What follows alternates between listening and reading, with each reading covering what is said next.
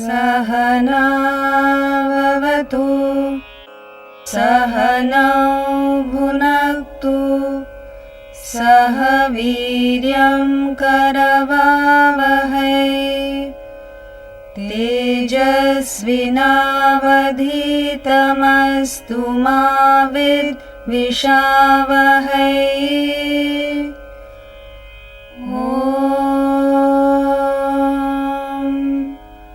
Shanti Shanti Shanti. What is the role of the Bhagavad Gita in our lives? Every individual, every one of us is an incredible combination, an almost impossible combination of some of the best, the finest, the noblest qualities, and, unfortunately, a few terrible qualities. How the two coexist in one person is something incredible. I'm sure you've seen it in others and seen it within yourself as well. Something in us that wants to break all the rules. Something in us that wants to drive past red lights, traffic lights, I mean. Something in us that wants to do what we ourselves think is wrong. And yet, the worst among us has some very fine divine qualities.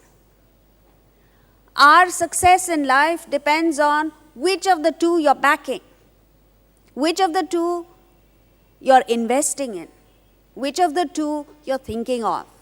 So, the Gita helps us in first of all, identifying the best in us, operating out of the best in us, and thereby neutralizing the worst in us.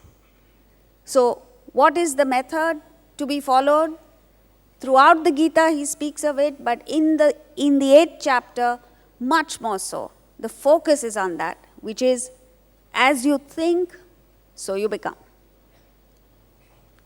Every thought matters, and therefore, it is the consistency with which you think a particular thought that is all important.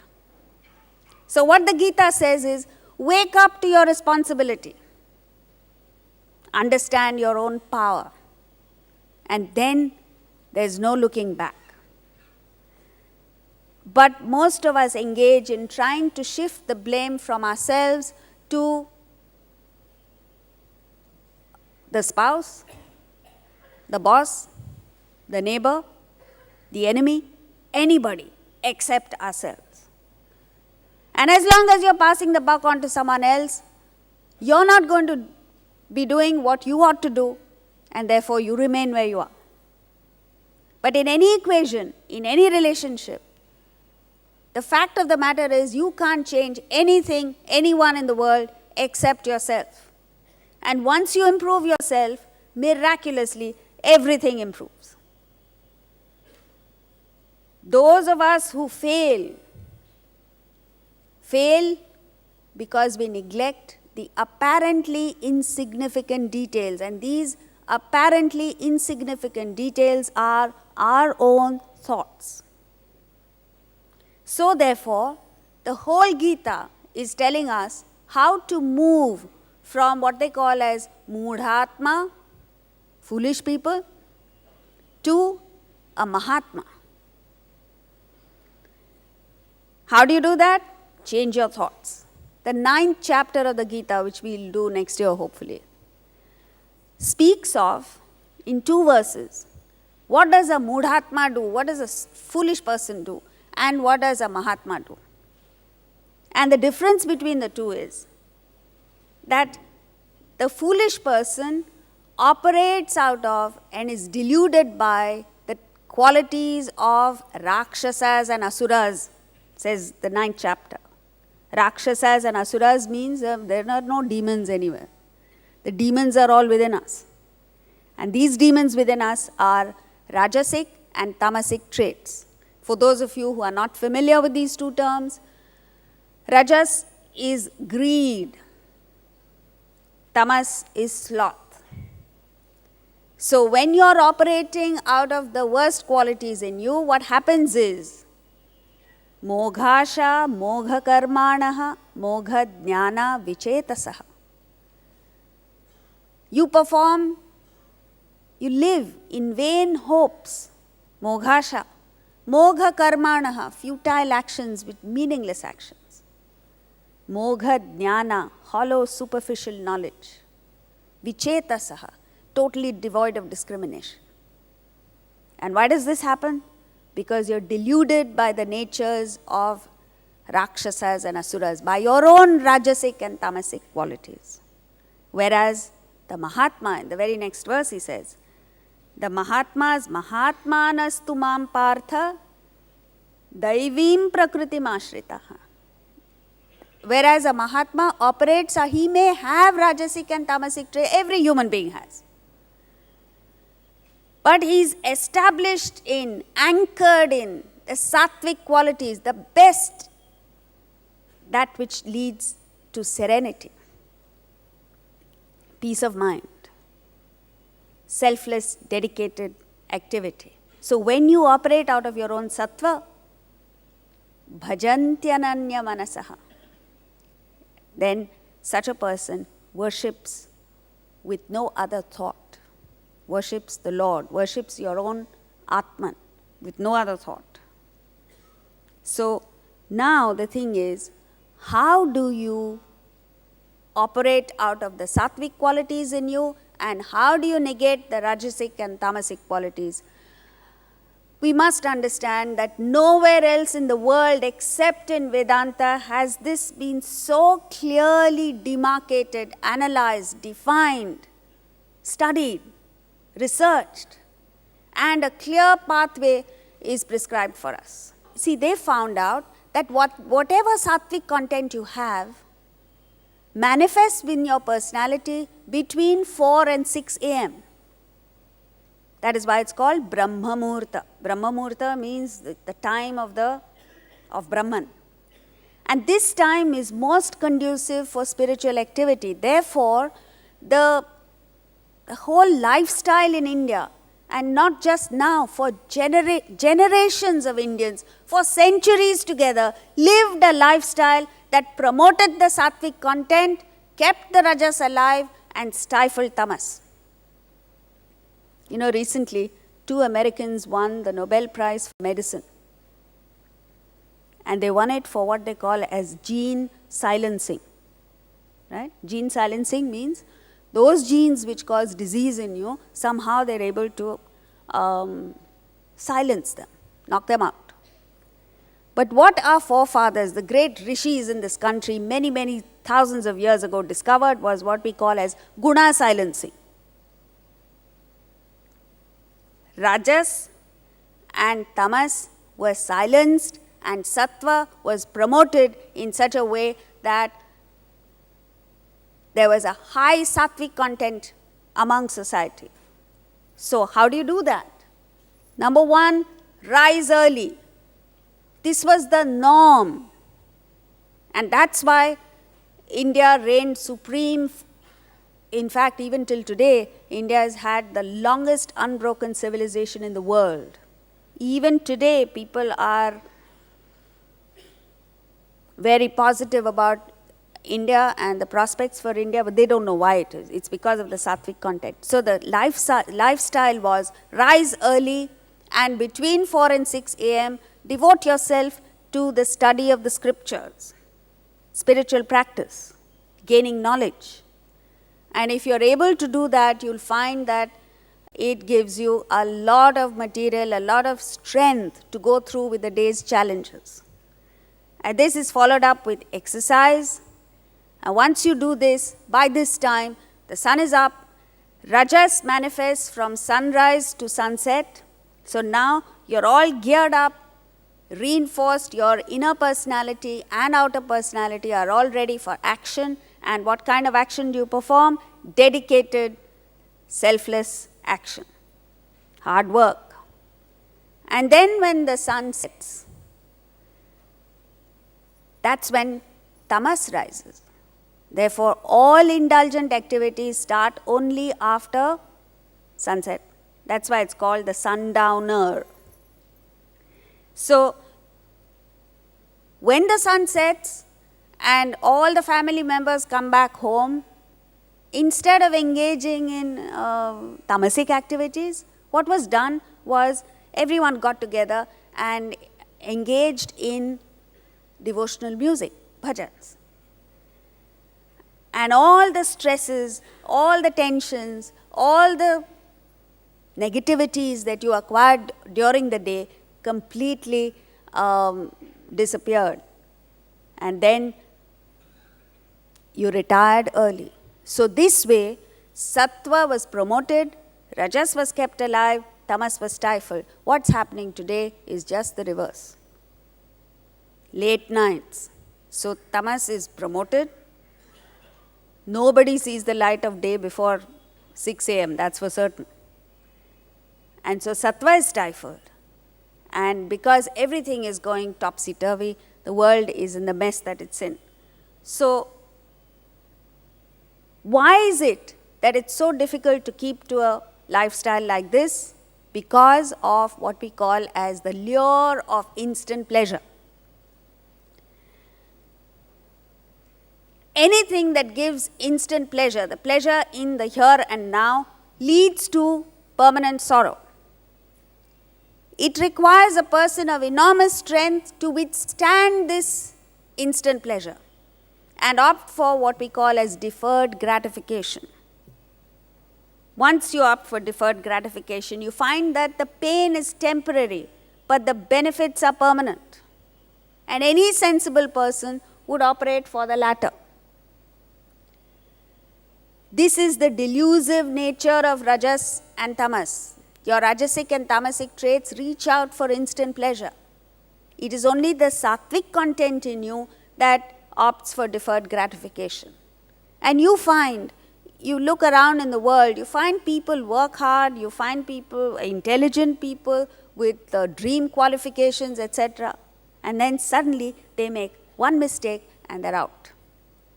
So that mistake, the mistakes that we commit, arise out of rajas and tamas. And this knowledge, unless you have it, how are you going to keep away from instant pleasures? You need knowledge, you need to be educated on higher values of life to understand that this is what the truth is in life and to stay away. This doesn't mean that we should not enjoy life. It only means that watch out for instant pleasure. Have the courage of your conviction to opt for what we call as deferred gratification. Now, when we speak of as you think, so you become, you might say, oh, I've been thinking that I should be rich, that I should earn a lot of money and this, that and the other, but it never comes to me. I'm sure every one of us has experienced that you want something, you think about it, you work hard for it, but the result is something completely different. Why does this happen? The question arises in our minds. So, particularly in this 8th chapter, what he tells us is that when you think in different directions. Let's say, let's take a look at this diagram. There are two forces acting on the object O, two equal forces. One horizontally in the direction of OA, one vertically in the direction of OB. We've all learned this in school. Which direction will this object O move in? It will neither go in the direction of OA, nor will it go in the direction of OB. It will go in the direction of OR at 45 degrees. But what is interesting is there is no force acting on this body in this direction, yet it moves in that direction, moves in the direction of what we call as the resultant force, which is the sum total of all the forces acting on the body, not just these two, any kind of forces. So similarly, this object O represents the individual you and me. And the forces that are acting on the individual are thoughts, our own thoughts.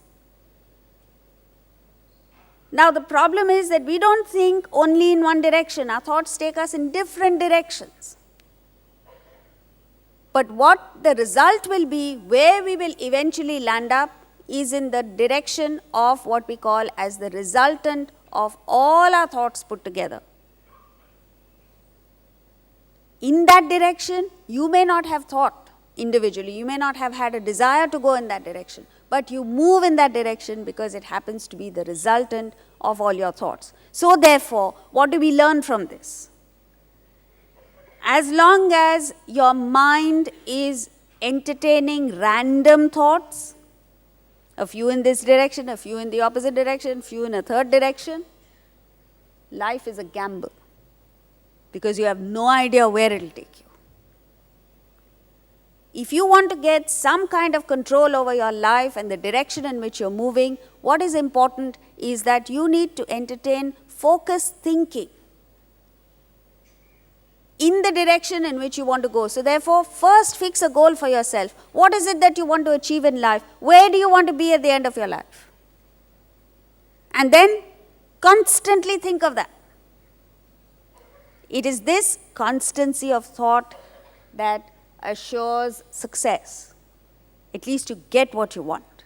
So, the first lesson that we learn in Vedanta is that your intellect must guide your activities and not your mind, because it is the mind that meanders, it's the mind that wanders, it's the mind that goes astray. Your intellect is that which helps keep your thoughts focused, steady, unwavering. So the first lesson we learn is operate out of your intellect. Let your intellect decide where you should go, what you should do, how you should live life, and not mere whims and fancies of the mind, likes and dislikes of the mind. This is the first lesson that we learn in the Gita, in Vedanta, and it's probably the last thing that we put into application. Let's take a look at one or two examples where the intellect helps us to not just enjoy life, but to gain happiness. The first thing is sense enjoyment. The mind reaches out, as we said, for instant pleasure, and then it wants more and more and more. But the truth of the matter is, the fact is that more is less. Meaning, the more you indulge, the less you enjoy. To maximize your enjoyment, you don't need to gain more contact. You don't need to gain more objects of the world. All you need to do is savor the experience. Let your mind be where your enjoyment lies. But that's not what we do. Let's take an example. While you're eating food, the mind is worrying over what happened during the day. The mind is anxious about what's going to happen tomorrow. As a result, since the mind is not behind the experience of eating, you don't enjoy it. Now, when you don't enjoy it, you think you'll enhance the enjoyment by having more. It doesn't happen. So, the intellect needs to direct the mind to the present experience without allowing it to go all over the place, and then you enjoy, and then you don't need to have more. Just a little is enough. Let's take another example. Suppose you have, let's take the concept of sharing. A person who loves chocolates. Suppose you like chocolates, and you have one slab of chocolate. You have the choice of eating it all up yourself or sharing it with your family members, which means 4. So you have to divide it into 4. It seems as if your enjoyment is going down to 1/4. Right? But your actual experience is, the more you share, the more you enjoy. Because you enjoy at an emotional level the emotional satisfaction of carrying or sharing whatever you have with your family members or with friends or with anyone for that matter is so great that it completely removes the pain of reducing your physical enjoyment. But this is something that only your intellect can tell you. Now, the Gita speaks of excellence in every sense of the term. What makes for excellence? In the world today, we are looking all over the place and saying, oh, maybe an IIT, IIM, going to the best business school in the world, maybe the right kind of connections and networking and this, that and the other will help. But the Gita pinpoints on what makes for excellence. And it is really true if you think about it. What makes for excellence is simply sincerity of action. Whatever you do, if you do it sincerely, with your heart and soul, to the best of your ability, that makes for excellence. Second, purity of heart. Swami Ramatirtha said that Swami Ramatirtha was a mathematician. And he said, even to be a good mathematician, you have to have purity of heart. On the face of it, you'll say, what does purity of heart have to do with mathematics? And yet it's true. What do we mean by purity of heart? A person who is completely free of any negative emotions. A person who is totally devoted to even one person in the world becomes automatically free from guile, free from all hatred, free from jealousy, free from anger, and all these that come in the way of your life. And a person who has this purity of heart achieves. You see, the beauty of this is if you have even one, the other two automatically come to you. So these three are what make for excellence. And what's interesting to know is that these three are well within each human being's capability. And so therefore the Gita says that nobody is disqualified from perfection. You don't need to be literate, you don't need to have extraordinary talent, you don't need anything in the world except what you're born with. And if you make use of what you're born with, which is a body with which to act sincerely, a mind with which to entertain positive emotions, purity of heart, and an intellect with which to think clearly. If you have these three, nobody in the world can take away excellence from you. And so the next 5 days and the rest of our lives, if that's how you want it, can be dedicated to just obtaining these three. They sound simple, and they are simple actually, but they're very difficult to cultivate because we have impurities in our mind, impurities in our personality. And once you embark on a program of self-purification, then you'll find that these three come to you and you achieve excellence almost effortlessly, without your wanting to, without your applying yourself for it, but you effortlessly gain excellence. Today there is a strain, there is stress. So the 8th chapter says that whatever you think of, you gain that. If you think of the world, you gain the world. If you think of Brahman, God, you gain the state of self-realization. The same principles apply to both. In other words, the effort being the same, you can either gain the world or you can gain Brahman. It's like saying, for the same price that you pay, suppose you go to a showroom that's selling cars, and the salesman there tells you that if you pay X amount, you can get either a Mercedes or a Maruti. This doesn't happen, so don't go looking for a showroom. But suppose it were to happen, do you need time to think about which car to take? No. automatically you'll say, you won't even consider the Maruti, you'll say, I'll take the Merc. But when it comes to life, it's the equivalent, in fact, the difference is much more. On the one hand, you gain the world. If you think of the world, you gain the world. Now, it might sound attractive that you're getting, or you'll earn a lot of money, you'll gain celebrity status, you'll earn name, fame and fortune, this, that and the other. But at the end of it, what is it that the world offers you? The 5th chapter puts it beautifully. He says, Yehi samsparshaja bhogaha dukkhayonaya evate. Whatever the world has to offer, however attractive it may seem in the beginning, at the end of the day, it is nothing but dukkha yoni. It gives you sorrow. And you've got to be able to see that. If you don't see it theoretically, sooner or later you'll get hit pretty badly.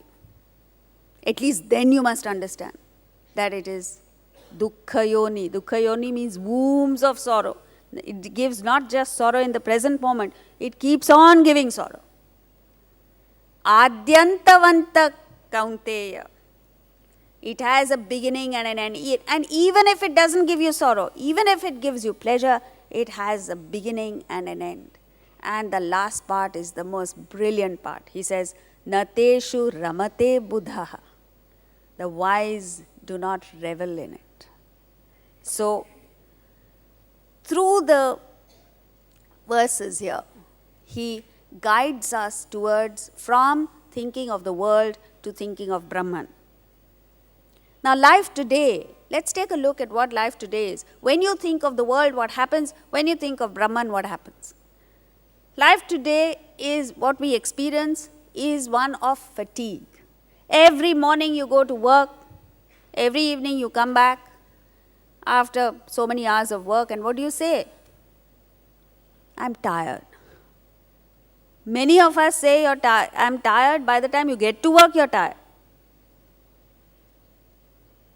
And we justify it. How can you not be tired, you say, when I've been stuck in a traffic jam for an hour? Yeah, but for that 1 hour, you're in an air-conditioned car, sitting comfortably. How can you be tired? And then you move to the office, you're sitting in an air-conditioned office, and you come back in the same air-conditioned car again to a plush air-conditioned home. On what basis do you say you're tired? And yet, on the other hand, you find people hanging out of trains and trains and buses. And from the station to their place of work, they have to walk. And yet, they have the energy to joke with their fellow passengers. They have the time to, on the way back, they exchange recipes, they do all kinds of things. And they're energetic when they go home, they're full of life, they engage in some, going out, cooking, this, that and the other. So what makes for fatigue? It's mental stress. Then we are terribly bored. Just the other day, someone came and said, I am sick and tired of the boredom that I experience in life. He says, nothing excites me. Nothing gives me joy. Everything is okay. I have a family, kids, it's okay. I have what people consider as a fabulous job, it's okay, it's boring at the end of the day. So this is intense boredom. The third, the disease of more. However much you have, you're always looking for grabbing more from the world. And all of this leads to stress to such an extent that we find it difficult to sleep, difficult to enjoy life, difficult to enjoy relationships. And in the end, we have this overwhelming sense of emptiness within us, that haunts us constantly. As against this, the Bhagavad Gita promises boundless energy, the energy of a child. I don't know whether you've seen how a child is full of energy. Yesterday we were going past Prabhadevi, and I saw a mother with her child crossing the road. This child was so full of energy that he must have been 3 years old. he couldn't walk across the road. He was jumping and every step. And I watched him because we were at a signal. And I said, if an adult, if we were to do exactly what he was doing from one end of the road to the other, we would be totally tired by the end of it. But he was full of beans. This kind of energy is what the Gita promises us. And this energy comes when you're deeply motivated from within to work, to serve, to contribute. And this leads to a state of exhilaration, cheer. When you wake up every morning looking forward to one more day in your life. This is why all the gods and goddesses in the Hindu pantheon, if you take a look at their faces, they're all smiling. There's nobody sitting there pulling a long face. Except us. Only the human beings are pulling long faces. Then comes contentment. This contentment comes from what they call as kritakritya and kritartha. Kritakritya means the satisfaction, the contentment that comes from having done what you ought to do. That's a fabulous sense of contentment that you have. And this leads to happiness and a sense of fullness. Whatever you have, you see, this sense of fullness or emptiness that you experience has nothing to do with what you have or you don't have. Some people like Sudama had nothing going for them. They were poverty stricken and yet they were completely full, paripurna. And on the other hand, you find all of us with so many things that we enjoy in the world, so many things that we have in the world, and yet there is this gnawing sense of emptiness. So it has nothing to do with what you actually physically have, possess, or don't have. It has something to do with your attitude in life. And once you cultivate the positive ideas, the positive attitudes that the Gita is speaking of, all this becomes yours. Now, the last thing we need to learn before we get on to the verses is that the Gita presents the ideas to us, presents the principles to us, but it says, you've got to do it yourself. We in India are so used to tuitions, right? We're so used to notes prepared by the teacher and given. And not just that, ready-made exam papers also given. That we want something that many people say that. People say, oh, why don't you give us something that we can directly apply? You know what that means? It means the person doesn't want to do his homework. And yet, Krishna, when he's speaking to his dear friend Arjuna, whom he wants to help, he's greatly motivated to help Arjuna because he's in dire straits, faced with a challenge that he can't fight. Yet, he says, Uddhared Atmanatmanam, lift yourself by yourself. Meaning, even Krishna couldn't help Arjuna. So forget about anyone else helping us. You have to help yourself to the knowledge. You have to think about it, reflect over it. You have to experiment with it in your life, see that it works, and integrate it into your system. So don't expect ready-made answers. Don't expect pre-digested food. You've got to do the hard work. With this now, we begin with the first two verses of chapter 8, which is Arjuna's question to Krishna. Arjuna uvacha kim tad brahma kim adhyatmam kim karma purushottama adhibhutam cha kim proktam adhidaivam kim uchyate adhiyajna katham kotra dehesmin madhusudana प्रयाणकाले च कथं ज्ञेयोऽसि नियतात्मभिः.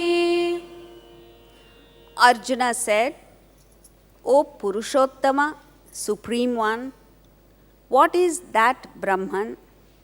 What is Adhyatma, inner self? What is Karma, action?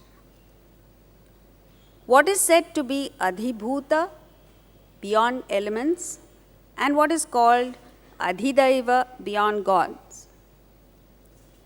Who and how is Adhiyajna, beyond sacrifice, here in this body, O Madhusudana, slayer of Madhu? And how can the self-controlled know you at the time of death? Now, for those of you who are not familiar with these terms, it might sound like Greek and Latin. You might be telling yourself, oh, why did I come to this place? But all that it means is, even before we get into the terminology, what it means is, when a person is full of questions, like Arjuna is here, 2 verses full of questions, it shows his eagerness to learn. If you don't have questions, it means one of 2 things. Either it means that you know it all, that you've reached the state of realization, which is very rare, or it means you have absolutely no interest and therefore the questioning doesn't come. Everyone in between will be full of questions, and therefore all the scriptures in Vedanta are nothing but a question and answer session. In fact, it is the student's question that sparks off the teacher's sermon. It is not that the teacher calls the student and says, now you listen, I'm telling you. Why? Because the initiative has to come from the student. Otherwise, you will have the student, within the first 5 minutes, the student will be fast asleep and snoring. So, the 2 verses of questions indicates Arjuna's readiness to absorb the knowledge. The student has to be absolutely ripe for gaining the knowledge. And then what is the question? He asks 6 different terms. He says, what is that Brahman? When he says, what is that Brahman, he is referring to the last 2 verses of chapter 7, where he makes a reference to a jnani, a man of knowledge. A man of knowledge means a self-realized soul. Here he refers to the same person as Niyatatma.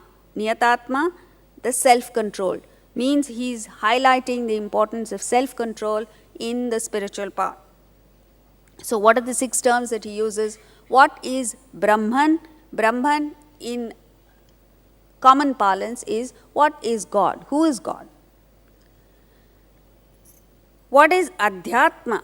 The difference between Brahman and Adhyatman is in terms of terminology, in the sense that with reference to the macrocosm, with reference to the universe, it is referred to as Brahman, Parak. Parak means far away. With reference to the individual, you say Atman, which is Pratyak, very close to you. But both are the same. It's like saying the source of electricity and the electricity that's passing through the meter leading to your home is the same. It's just that the source of electricity supplies electricity to the whole city, whereas from the meter room to your home is just supplying to your home. But the quality of the electricity is the same. So similarly, Brahman is that which is supporting the substratum of the entire universe. Atman is your inner self. Karma, what is action? Where does action spring from? In other words, what he's saying is, where does karma end and Atman begin, or vice versa? Adhibhuta is matter. Adhidaiva is the individual, you and me, which is a combination of matter and spirit. Adhiyajna, spirit alone. So this is the question. And then he says, how are you to be known at the time of death? At the time of death means he's not referring to the kind of death that we see, which is the death of the body. He's making a reference to the death of the mind and intellect, which means the state of self-realization. So the question is, when the mind and intellect have been transcended, how will I know Atman? You see, in the world, all of us are transacting, gaining knowledge through the mind and intellect. Isn't that right? So the question he's asking is, when I reach the state of realization, I will have transcended the mind and intellect. Then with what equipment will I understand you, Atman? It's exactly like saying, the dreamer saying, when I wake up, the dream, body, mind and intellect will all go. I will have transcended the dream, mind and intellect. So how will I know the waker? To which what do you say?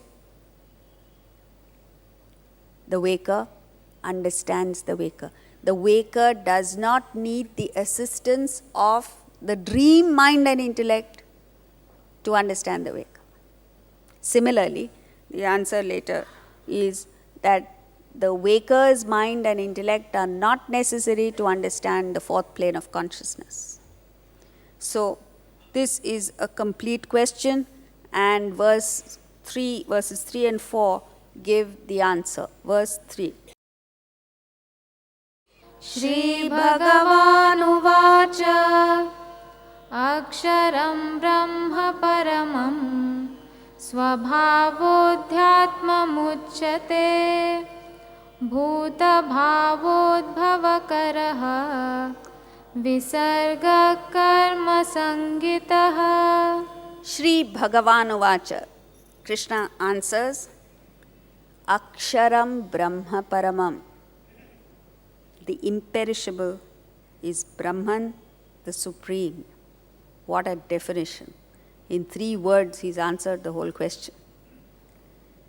Its own nature is Adhyatma, inner self. So he's clarifying that there is no difference between Brahman and Atman. That which causes the birth of beings is called karma, action.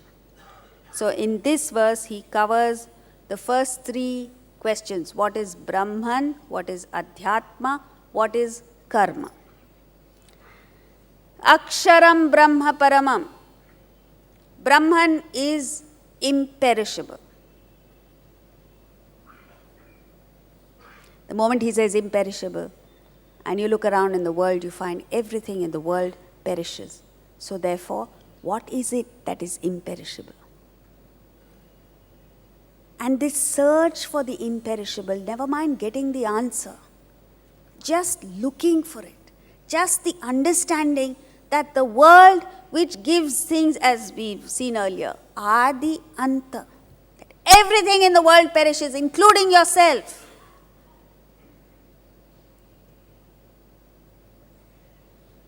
And if it perishes, is it worth all the effort? Is it worth all the trauma? Is it worth all the stress that you go through, is the question. And then comes when you understand that everything in the world perishes, that nothing sustains, nothing remains with you, and that more so, every time some aspect of the world, whatever it is that you are interacting with, whatever it is that you are attached to, if any one of them goes, it causes terrible suffering and pain to you. And when you go through that even once, you understand it's not worth it. It's just not worth it. You may get 1 year of happiness. You get a lifetime of misery arising out of that. So then you understand, like Nachiketas understood, that there's nothing in the world that you can depend on. And that's when the surge comes, this mumukshatva is born in you, the desire for liberation from the trauma of the world. And the seeking itself gives so much pleasure. It doesn't matter whether you get the answer or not. It doesn't matter whether you reach Brahman or not. The fact that you're searching is in itself so fulfilling. I don't know if you've experienced this. You wake up early morning and read a few verses of the Gita or whatever scriptural matter that you have before you. And it gives a sense of enduring peace. It gives you a sense of security that nothing else in the world gives. And this is something that as you search, then you understand that there is something, in spite of all this that perishes in the world, in and through all this, there is something that does not perish. There is something that remains with you at all times. And what is that something? I'm not asking you for an answer. I'm asking you to question, to ask yourself, to look for it in the world. That's why they say that God plays hide and seek with us. You feel He's there, you feel that is permanent, and you get there, there's nothing there. And again you look, again He's gone. And this search, the more you search, the deeper you go, the greater is the satisfaction that you get. Aksharam Brahma Paramam. This is what Yajnavalkya, the great Upanishadic master, told Gargi in a spiritual conference. Gargi is the great woman philosopher. So therefore in India you didn't have gender bias. He says, Etat Aksharam Gargi. This, exactly the same word. He says, this is imperishable, O Gargi. His own being is Adhyatma, Atman. The sun and the sun's rays are the same, they are inseparable. Total space and the space in this hall are the same, it's only a difference in terminology. Similarly, you refer to it as Brahman when you're talking of the universe, you refer to that same divine spark as Atman when you're talking about the individual you. Then he tells us, how does karma come? When he says karma, he means not just action, he means the whole process. Where does karma come from? Desire. Where does desire come from? Thought. Where does thought come from? Vasana. So when he says karma, he means the whole lot. So where does all this come from? Where does action come from? It comes from eventually vasana, and vasana is nothing but ignorance. Ignorance of the self, ignorance of Atman. So when you don't know, let's take an example. When you don't see a rope as a rope, the ignorance of the rope is what causes the birth of the snake. So that snake does not come from another snake, that snake comes from ignorance of the rope. Similarly here he says, it is that which causes the birth of beings is called karma. So that which causes the birth, the whole world, the whole universe that you're seeing has come from ignorance of Atman.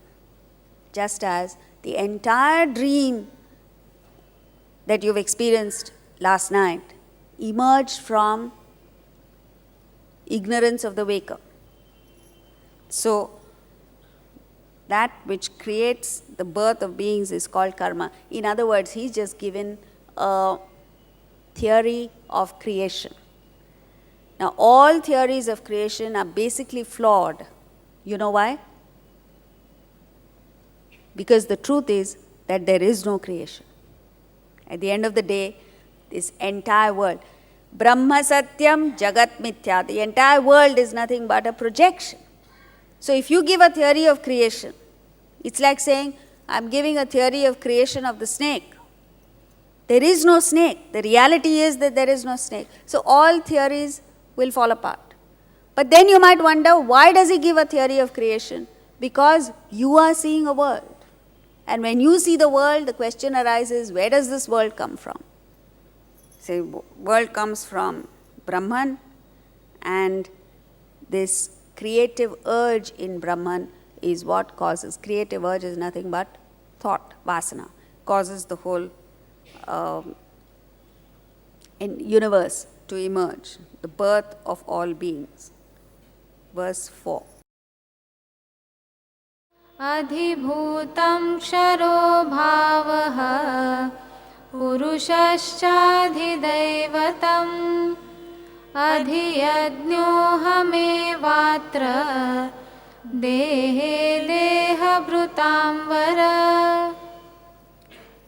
The perishable aspect is Adhibhuta, and Purusha, the indweller, is the Adhidaivata. I alone am the Adhiyajna here in the body, O best of the embodied. Deha Bhrutamvara. Krishna places Arjuna on the highest pedestal by calling him the best of the embodied. He encourages him by saying, and in fact what he's doing is he's calling all of us the best of the embodied.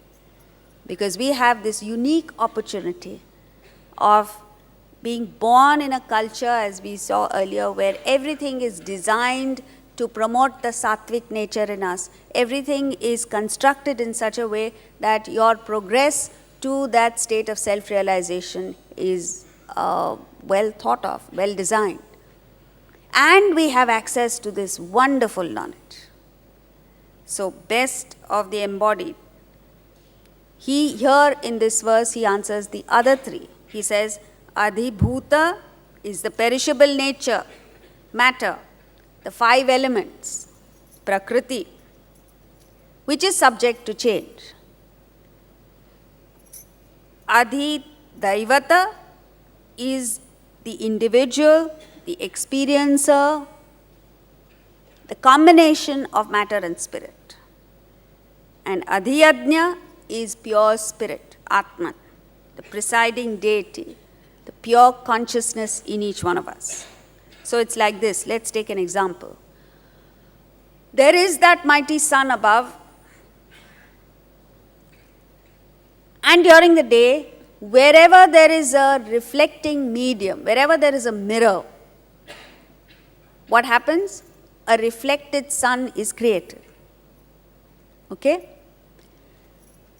So now what happens is, the moment the reflected sun comes into being, that reflected sun loses the original properties of the sun and acquires the properties of the reflecting medium.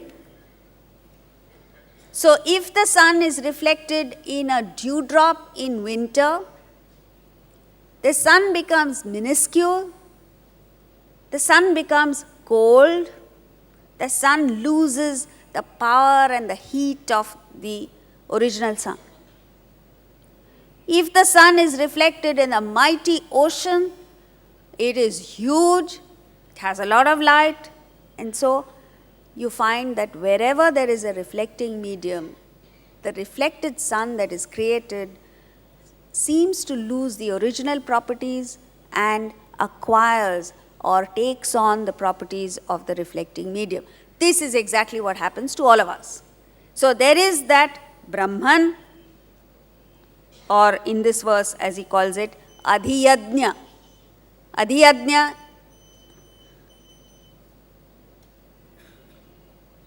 Adhiyajna is Atman. Atman is unmanifest.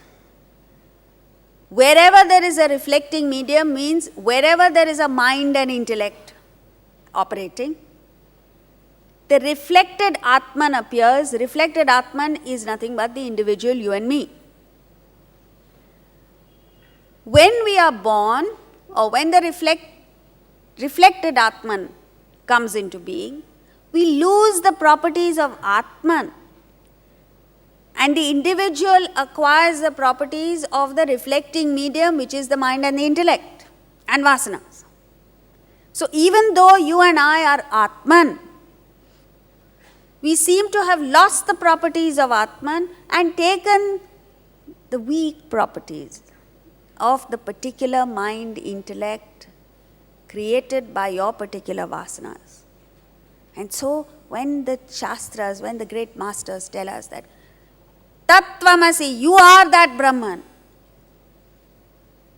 you find it unbelievable, because you say, how can I, this stupid creature, this selfish nut that I am, how can I be God? And yet it is true. So all you have to do is take away the reflecting medium, smash the mirror. Instantly the reflected sun has gone and your attention shifts to the original sun. Similarly, the whole of the spiritual path is nothing but rising above the mind and the intellect, getting rid of your vasanas, and then this original splendor that you are. Robert Browning called it imprisoned splendor, beautiful term. That you and I, we still have the splendor, but it's imprisoned. And who put you in this prison? You yourself. How do you get out of the prison? By your own thinking. You know, there's a story of Houdini, the magician, who made a claim that I can get myself out of any prison in the world. Any lock I can open. So what they did was they took up the challenge and they made a specially designed prison for him, and they put him in. And the moment they put him inside that prison, he came out with a little 6-inch piece of metal, and he set to work to unlock himself from that prison, to remove the lock. And he tried and tried for half an hour. He found he couldn't open the lock. He tried for 2 hours, he couldn't open it. 6 hours, he couldn't open it. The whole day he tried and he couldn't open it. And eventually he gave up and he said, I can't open this lock. And he was so exhausted that he leaned against the door. And the door opened. You know what it was? They actually had not, whoever created that was brilliant. They put him in a prison and they did not lock it. So the lock that he was trying to unlock was not really there, it was only in his mind. His claim was right, that he could unlock any lock in the world except a lock that was in his mind. And that's the case with all of us. This prison that the splendor has been put into is self-created. And that's why we're having such a problem getting out of this prison, because we are going about it the completely reverse way, exactly like Houdini. Just as Houdini tried to unlock himself thinking there was a lock there, a non-existent lock. Similarly, we've put ourselves into an imaginary prison. If it was a real prison, you can get out of it. But an imaginary prison is what is tough. And so, the 18 chapters of the Gita help us to get out of this prison, self-created prison, imaginary prison, illusory prison. Next verse, 5. अन्तकाले च मामेव स्मरन् मुक्त्वा कलेवरं यः प्रयाति समद्भावम् याति नास्त्यत्र संशयः. At the time of death, whoever leaves the body and proceeds remembering me alone attains my being. There is no doubt about it. So here he is expanding on, from now onwards, he is expanding on this concept of as you think, so you become. The moment you think a thought, whatever it be, vicious or divine, that moment you've already changed. And a series of thoughts in that direction change you completely. Right now you have the choice, and this choice all of us have. You think a vicious thought, a cruel thought, a hateful thought. Right now, you don't have to wait for the future. That this same moment, you have injured your own mind. You've destroyed your own self. And a series of thoughts like this, and you become a totally vicious, cruel person. By the same token, this moment you have the choice of thinking a pure thought, an unselfish thought, a divine thought. And right now you've changed for the better. And a series of thoughts like this completely changes you. That is why throughout the Gita he keeps saying, you could be the most sinful of sinners. It doesn't matter. as long as you have shifted your thinking to the positive. Once you change your thinking, and you see, the thing is that when you change your thinking, nothing about you changes. The externals don't change so fast. It takes time for the externals to change. So the people around you will say, hey, nothing has happened. You're still the same. You're still the same foolish person, same selfish person. So when people criticize you and say, oh, you're studying the Gita and you're living something else, don't get discouraged by it. Understand that it's your thoughts that you've got to be worried about. Change your thinking and keep thinking positively. Keep thinking of the divine. Keep thinking of the higher. And sooner or later, that moment you've already changed.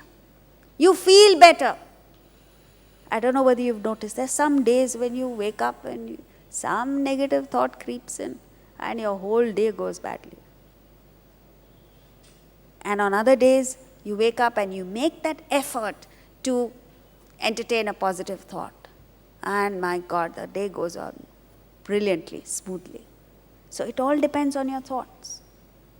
What is it that you're making an effort to think? There was this man who was totally worldly, and all that he was interested in is money and stock market and this, that and the other, and eventually he got a terminal disease. So as he was going down, his wife decided, she read this 8th chapter and said, let him think of God and maybe some hope there is, he'll go to God. So as it happened, she had hired a ward boy to look after him. And that ward boy's name was Vitthal. So she was very thrilled because all the time he would keep calling out to him, Vitthala, Vitthala, Vitthala. And she thought, oh great. Verse 5 of chapter 8 says, whatever you think of at the end, you'll go there. So she thought, right at the end, he'll call out to Vitthala, the ward boy, and maybe he'll go to Vitthal, God.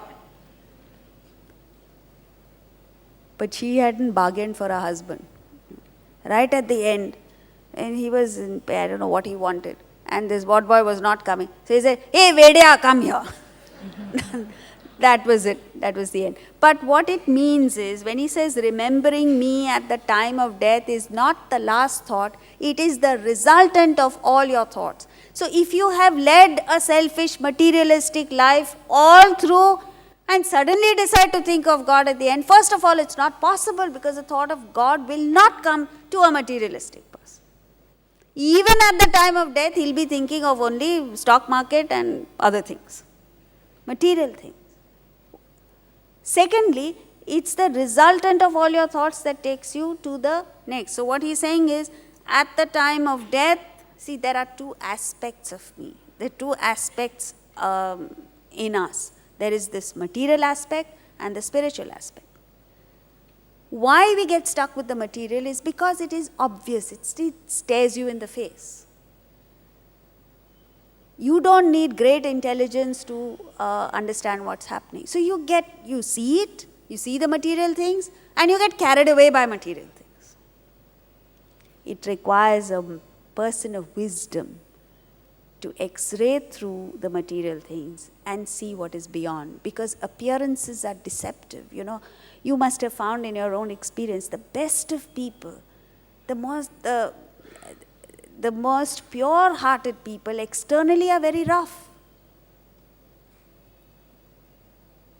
The people who have absolutely no malice, no negativity, on the outside they're constantly shouting.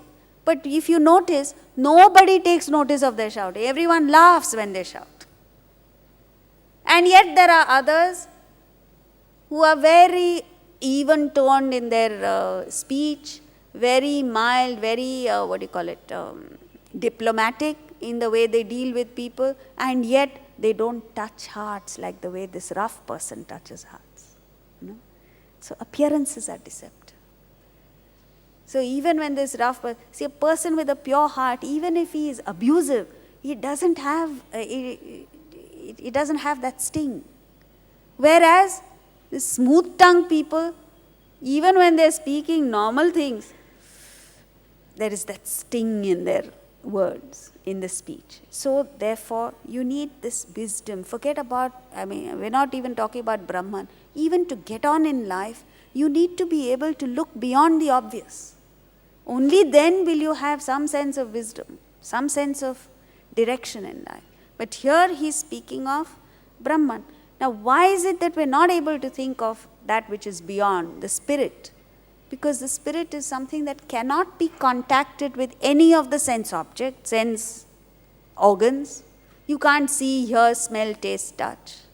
You can't feel the spirit. You can't even conceive of the spirit with your intellect.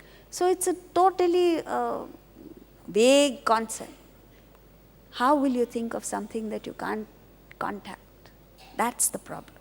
And yet, if you gain this perception slowly, it comes slowly, and then Atman, which is a vague notion right now, becomes the only reality to a spiritual person. So, when you think constantly of the spirit, think constantly of that which is beyond material things. That's where you'll get after death. Now here when he says, whoever leaves the body and proceeds remembering me alone, means he's not just leaving the body, he's leaving the mind and intellect also. He's reaching the state of realization.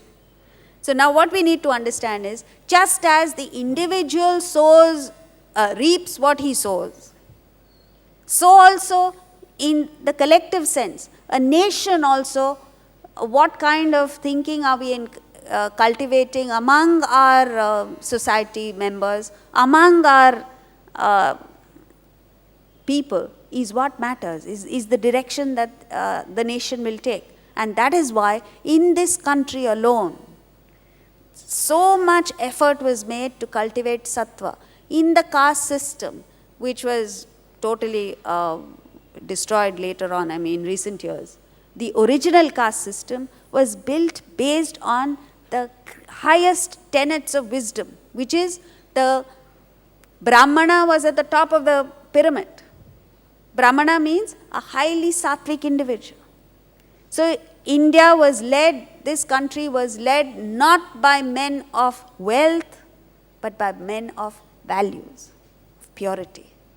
And this is important. Today, there is a dire need to revitalize ourselves with this concept of sattva. Remember this, for generations together, for centuries together, our forefathers cultivated this. It could not have been lost completely. It's there, it's dormant. All you need to do is kindle it. It's like the, what do you call that, gas stove, a pilot. In the old days, they had what is known as a pilot flame. And the moment you turn down the gas, it worked without your having to light it. So similarly, it's there. The spark is there. The sattvic spark is there. The divinity is there in us. All we need to do is revitalize ourselves with it. Reinforce our personalities with this wonderful concept of sattva. And the rest we already have. As is being reported over and over again, the Western world particularly is afraid now. Afraid because they know that Indians have this capacity to excel in the face of challenges. Whereas there, the system is so smooth that they don't need to make an extra effort to excel. This is what has worked in our favor. And spiritually speaking, what has worked in our favor is exactly this. That the greater the challenges that come to you from the world, the more it drives you inward to tap into this infinite source of energy and vitality and happiness that lies dormant in us. And so, all that we need to do is fix a goal beyond the world. Align your thoughts with the goal. And don't worry about the result.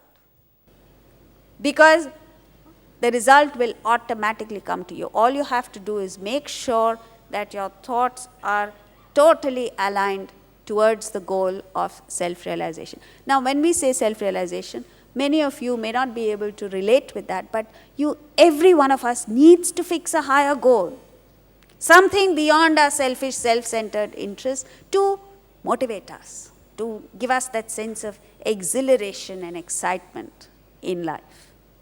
Now, today and the next 5 days, before we end for the day, we'll take a brief recap of all the ideas, the main points that we discussed during the day, because otherwise what happens is this knowledge is so volatile. By the time you leave the hall, if someone were to ask you, where did you go, what did you do? So, which chapter also you'll forget. So let's take a look at what are the points that you take home with you today. Number one, that every one of us has the devil in us, but every one of us has something divine. And from today onwards, for the rest of our lives, we need to embark on a program of tapping into the divine and eradicating the devilish tendencies in us. How do we do that? The principle is, as you think, so you become. So what needs to be done is, remember the Nobel Prize for Medicine. Not gene silencing, but guna silencing. Which gunas in you need to be silenced? Tamasic and Rajasic. Sloth and greed needs to be silenced. And what needs to be promoted? Sattvic. Then comes, what comes in the way of this process is instant pleasure. So stay away from all that gives instant pleasure and opt for deferred gratification. Remember, the pain is temporary, the benefits are permanent. And how do you keep opting for deferred gratification? Follow your intellect.